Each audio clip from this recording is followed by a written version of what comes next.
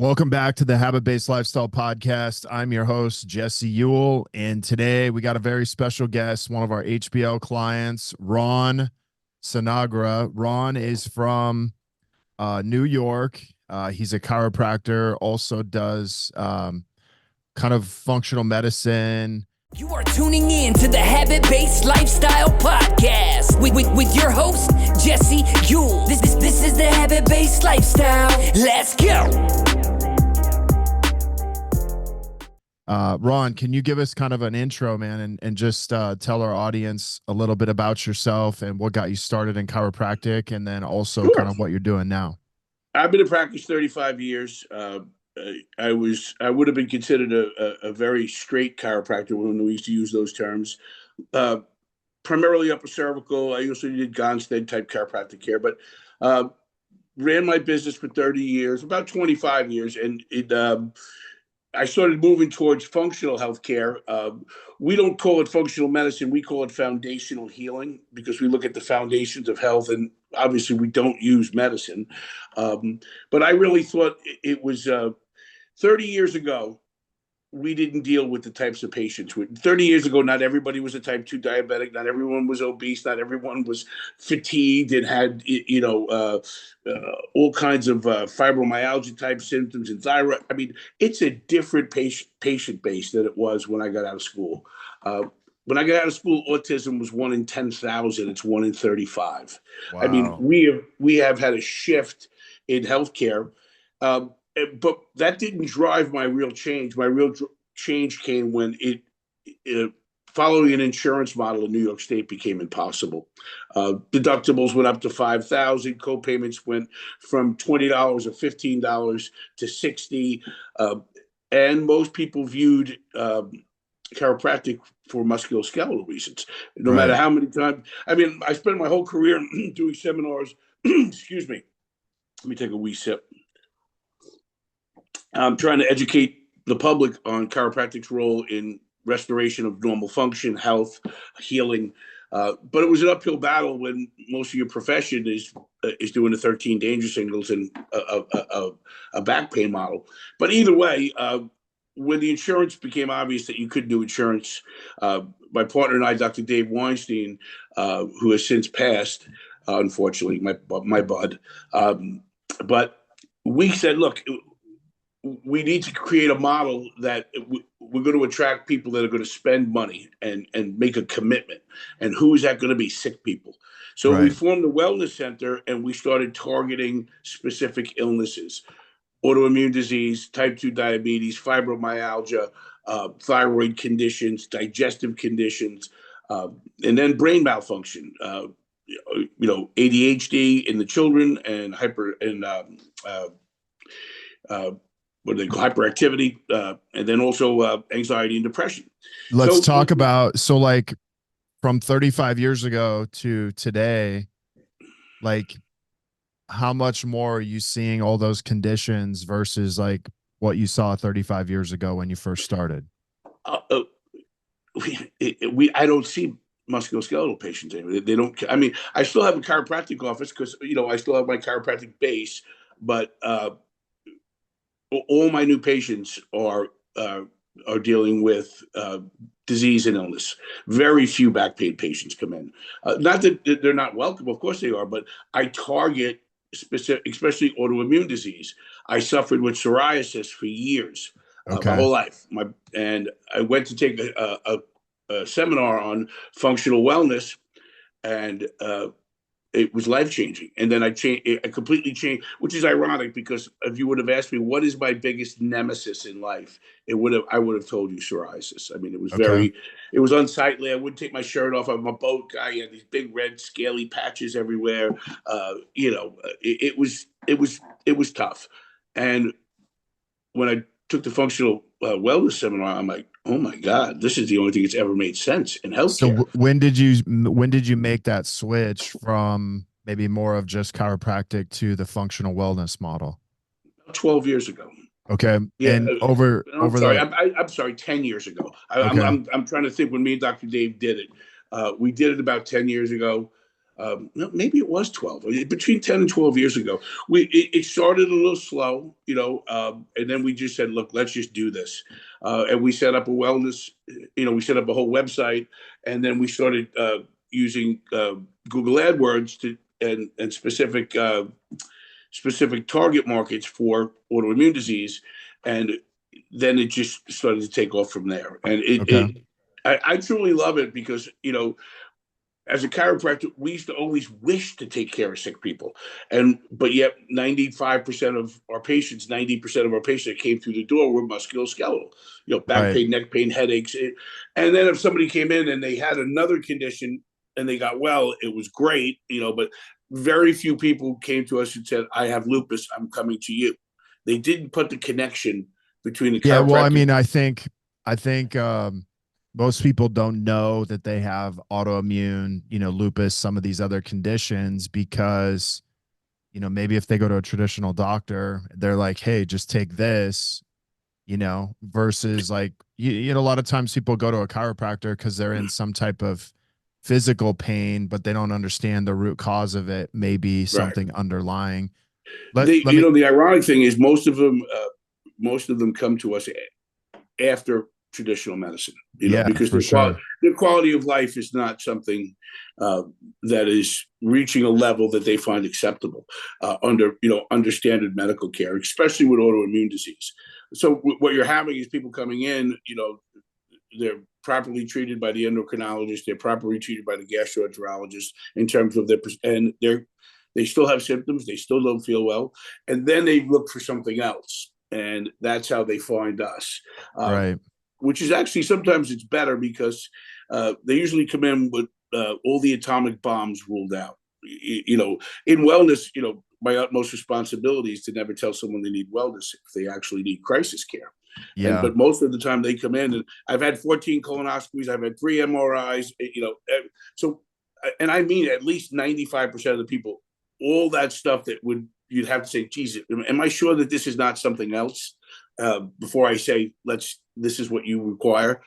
So they come in with all that ruled out. And the big thing is they just need to be put on the road to restoring health and function.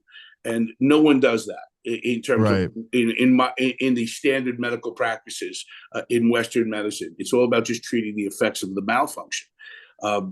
Let's talk about, like, in your industry as a chiropractor. I think I even asked this question a few weeks ago, was like, hey, should chiropractors be able to offer weight loss and nutrition, programs, or kind of like that wellness model? And there was a lot of chiropractors that said, no, we need to stay in our lane. And I'm like, thinking, well, like, there's a lot of people that, aren't getting the help they need. And you guys are kind of the ones that I see as someone who people are looking for answers from, that are not from the traditional, medical system. Can you touch a little bit on that? Yeah. I was in that school of thought for many years because, our whole fear in principled chiropractic was that if you added other things, you would dilute it. And it would now people truly wouldn't understand what it is. And, kind of like what happened to the DO, and now all of a sudden you morph into you're part of medicine. If you're going to take care of sick people, if you're going to petition the sick to come to your office, and you don't address diet, you're not going to get them well. I mean, we need a 100% consistent innate nerve supply. We want an innate nerve supply. Well, your body needs an innate food supply. And we have so bastardized our concepts of food. People don't even, they don't even know what real food is anymore. Millennials, Gen Z, they think pizza and Pop-Tarts is food. They don't know. So if you're going to take care of someone with autoimmunity, and you're going to give them proper adjustments, which is, and remember, upper cervical is,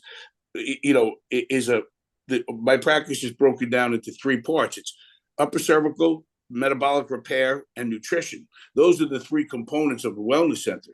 But if you're going to just adjust somebody and clear the subluxations out, yes, they're going to perform much better.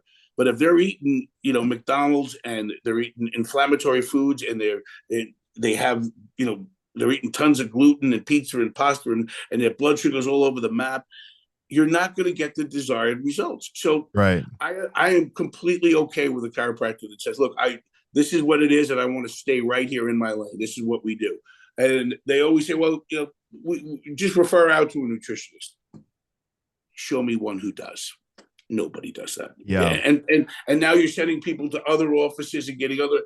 Look, again, people can, I'll take the hits on this one, and some people may not agree with me and think what I'm doing is not the best for chiropractic, but I think, we have some video testimonials on my website with people that had Crohn's disease for 25 years, 20 bowel movements a day, bloody mucus stool, had to buy a motor home because the guy had 2 minutes and he had to go poop. And if he didn't have one, he pooped his pants. And in 8 weeks, his life was back to normal. Wow. People with fibromyalgia. But the thing is, I feel we're finally doing what we've always wanted. BJ used to always say, chiropractic was to help the sick of the sickest. Right. And then 95% of our profession were taking care of musculoskeletal stuff because we sold our souls to the insurance companies in the 80s for those little pieces of gold and silver. So we changed all the diagnoses to neck and back pain, and we promoted neck and back pain because that's what the diagnosis code had to be paid. So we sold our souls to the insurance companies, and now the general public thinks we're back pain doctors. And we're like, why do they think that? Because we told them that for 30 years. No one sick goes, I really should go see a chiropractor.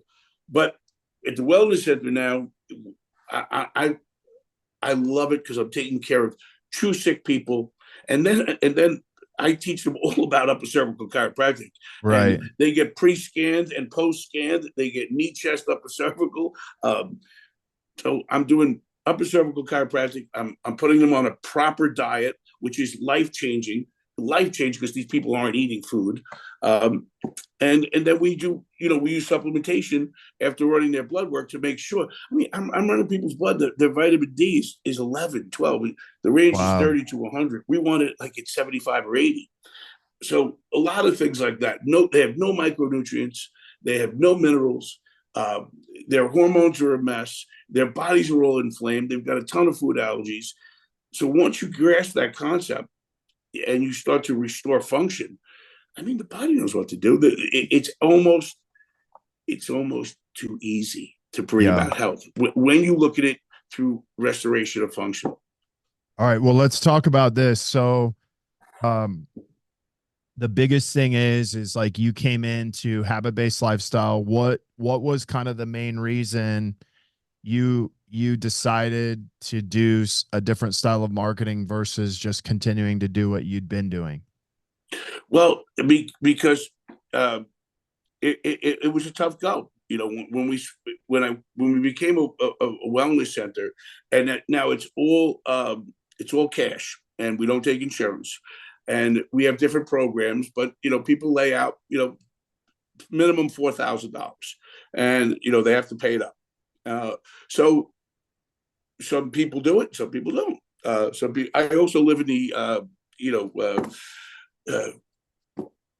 the communistic state of New York, where everything here is just property taxes, auto insurance. I mean, people's budgets are tight, and I get real estate taxes are just like stupid, 30 grand, 20 grand. An average home. We're not talking.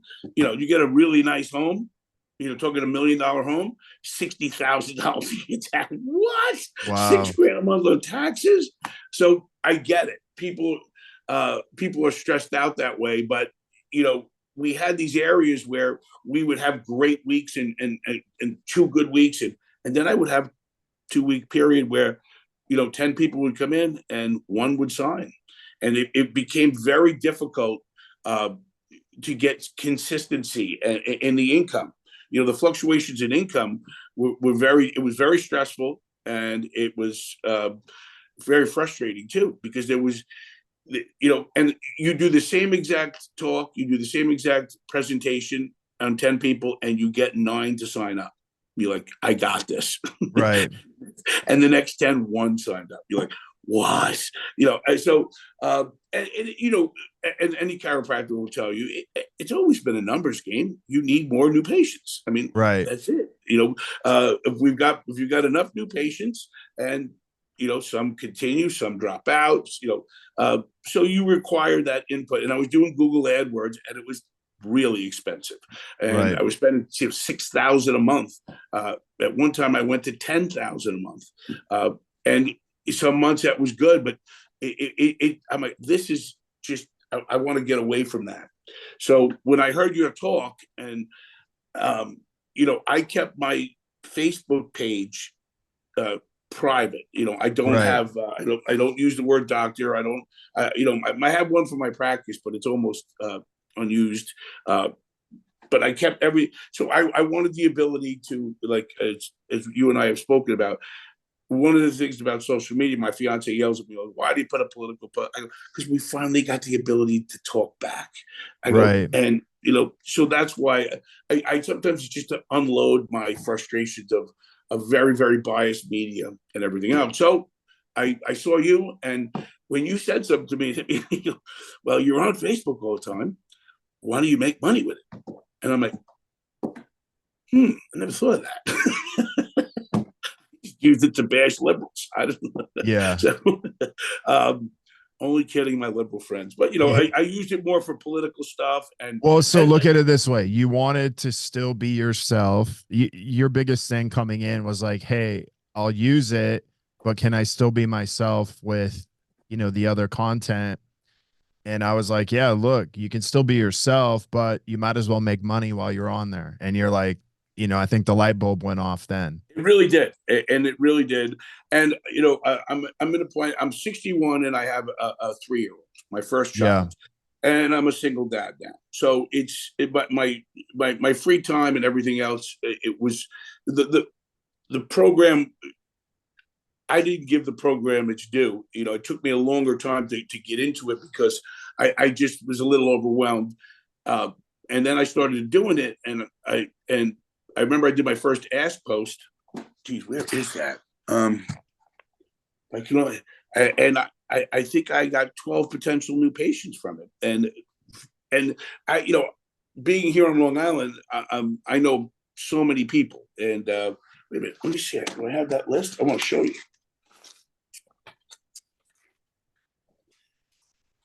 because I actually keep it because it's I just did leave it in my desk. Well, let me ask you this: as far as implementing the program, you'd never done anything like this. What was it like for you to begin to implement this? Well, let me just show you. That was my first Ask post. Wow. 12 leads, Yep. And the funny thing is, a lot of them didn't pan out right now, at the original post.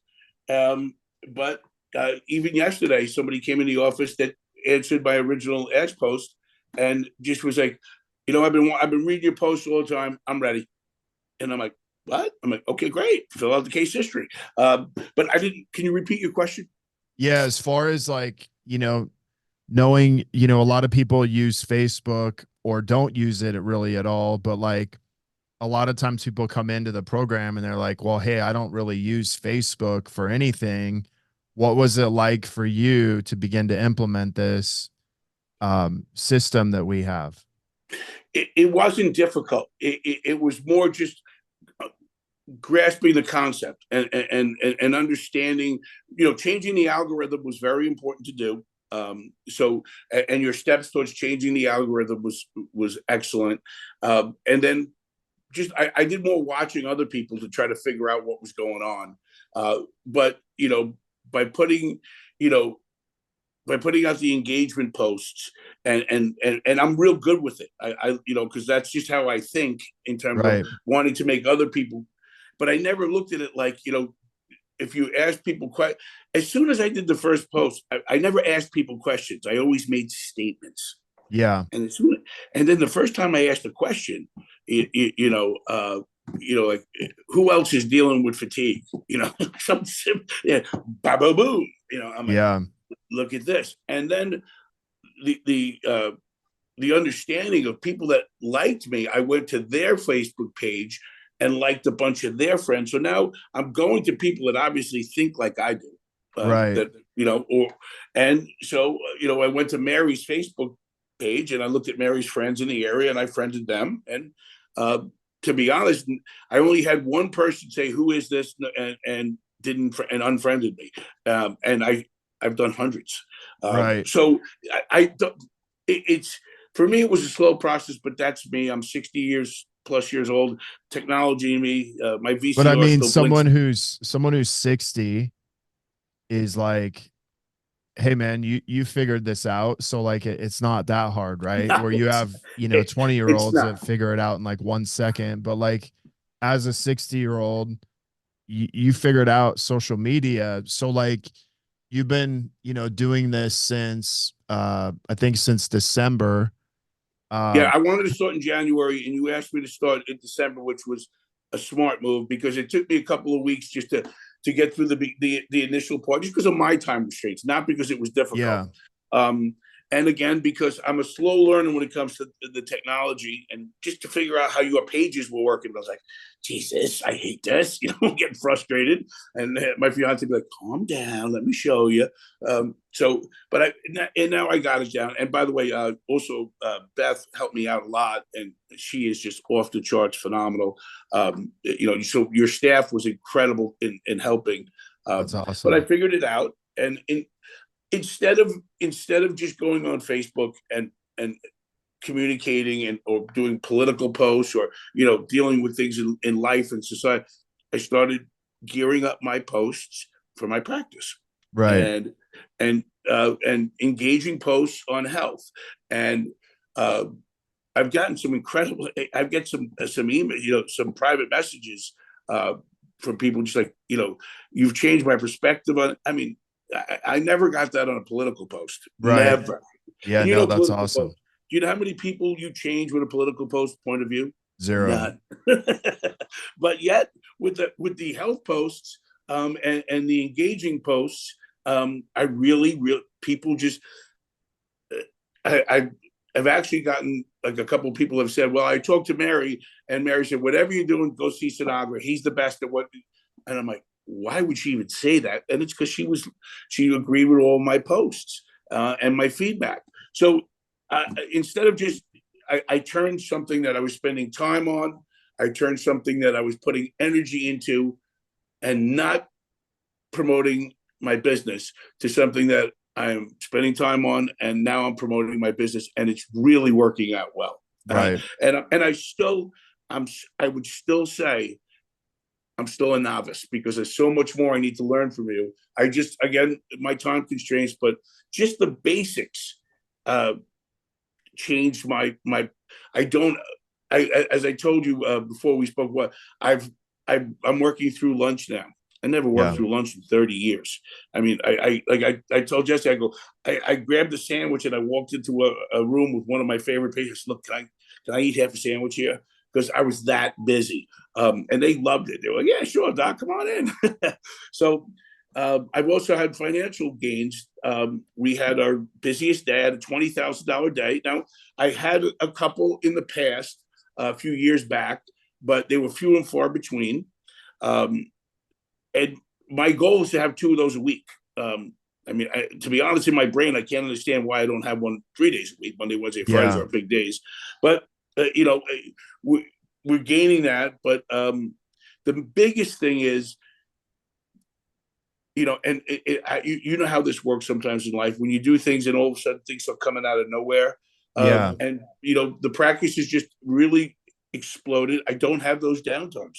I mean, I would go at times a full week without a new patient, which would be like a restaurant. When you go a full week without selling a dinner, you're in big trouble.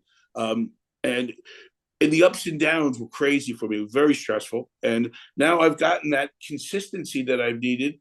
And to be honest,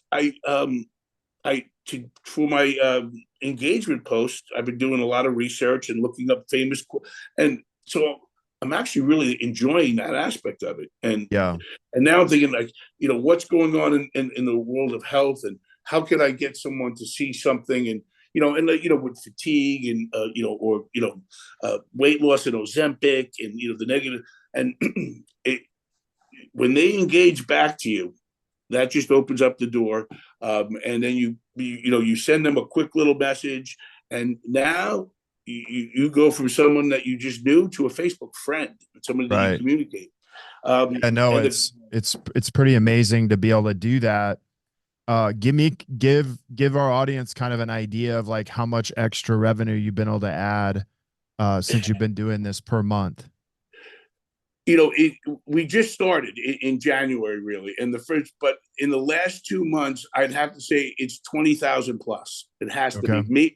It might even be closer to 30, because we were averaging 30,000 to 40,000, and when I looked at Marches, we were over 75. So now that's not all. I just think I'm also in a good spot here, which the whole thing has helped. I don't attribute the whole thing to HBL, but a damn big portion of it is, no doubt. Look, when my intermittent program is $6,500, and you sign up 3 in one day, that's just that's almost 20,000 there. That's not all the other people you're seeing, and the chiropractic adjustments, and so the income potential.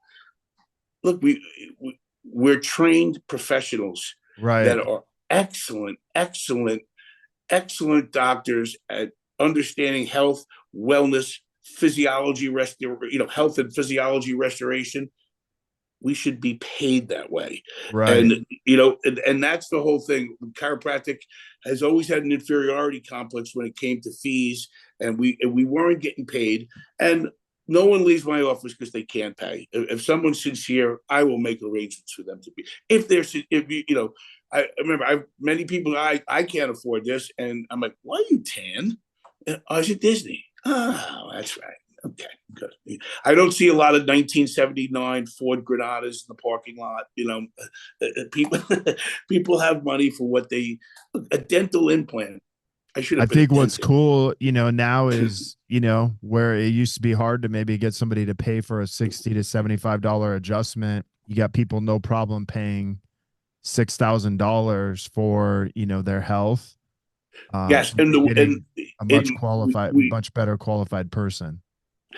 And that came down to the initial concept of doing it. Who is going to pay, and really who's going to be? It wasn't just payment, but the payment falls under the umbrella of who's going to be committed to making a change in their life, and it was people whose quality of life is horrible.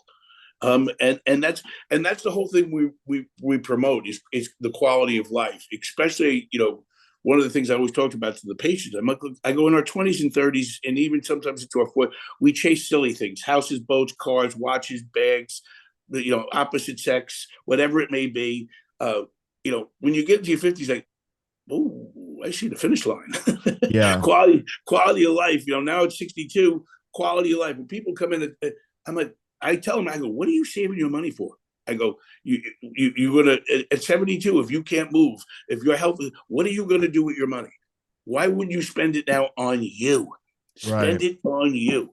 And I'm a lot more bold with that approach. I get in people's faces, not in a loving, caring way, not in a nasty way, but I'm like, look, I don't know what you're spending your money on, but I'll tell you one thing: if you don't feel good, you're not going to enjoy it.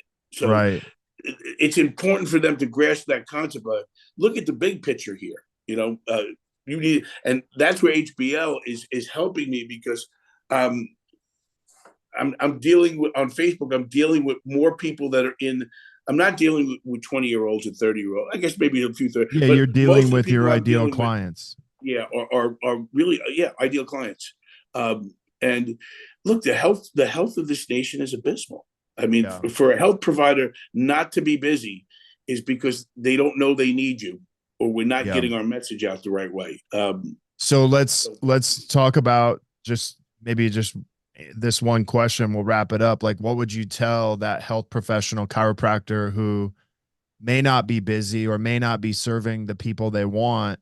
What would you tell them about this program and how it could benefit them? it when you try to promote your practice, there's, a lot of it you can't control. You can control this. You see what I'm saying? When you do Google, somebody's got to just in cyberspace go online and find you and look you up and this and that. And if you put out a radio ad, somebody's got to hear it. This one, you become proactive, and every day you're thinking of ways to engage people on a health issue. And then you're coming up with great concepts on your ask post. So, to say like, look, if fatigue is taking your life away and I could show you in 25 or 30 days how to improve your life, would you be interested? Give me a thumbs up. And so now instead of just sitting here powerless, hoping that someone hits my Google ad or hoping that someone hears a radio spot, or I do a radio show, hoping someone heard my radio show, and now I'm proactive every single day.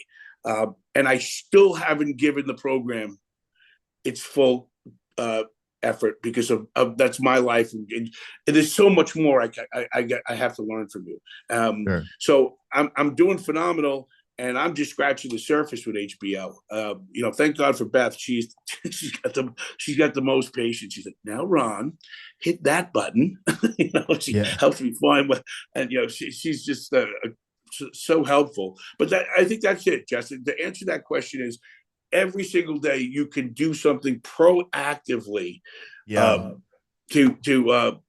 And I have to be honest with you, I wasn't sure when I met you. I said, I just hope I get my initial money back, and I'm just going to probably let this go, and that was the first day. I'm like, I don't know. Maybe. Wow, big difference.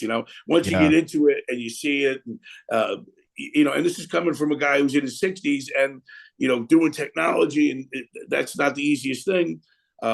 But you can be proactive in improving your practice and in giving yourself an opportunity for your practice to grow, increase income, and to be honest, enjoy the hell out of it. Yeah, that's amazing. Well, hey, I want to thank you so much for being on the show today. I want to thank you because everything that you said to me when we first talked, you asked me what my goals were, and you showed me how to get them, and you were an integral part of it, and you backed up everything you said with a great program, a great staff. And I'm incredibly pleased. Yeah. Thank you, man, so much. Let's, now it's time for you to hit those 6-figure months coming up. So that's something I've never done with this. And I see that in the future. No doubt. Yeah. If somebody's in New York, they're looking for, someone to help them with their health. Like, how would they get a hold of you? They could call my office at 631-563-1444, or you can look us up on the web, sunrisewellnesscenter.com. That gives you all about my practice and testimonials and conditions and upper cervical. And so it's love to teach you how we can help. Awesome, man. Well, hey, thanks so much for being on the show today, guys. If you want to learn how to level up in your life and business, how we help our clients, health professionals, make an extra $10,000 to $30,000 a month in their business, and you want a better qualified client, just simply go to the show notes. You can email me, jesse@habitbasedlifestyle.com. If you want, better business habits, better lifestyle habits, you can also go to our show notes and join our private Facebook group, Habit-Based Lifestyle and Business Secrets, and we'll help you whatever you need. Until next episode, have a great day. Jesse, thank you so much. You are tuning in to the Habit-Based Lifestyle Podcast with your host, Jesse Ewell. This is the Habit-Based Lifestyle. Let's go.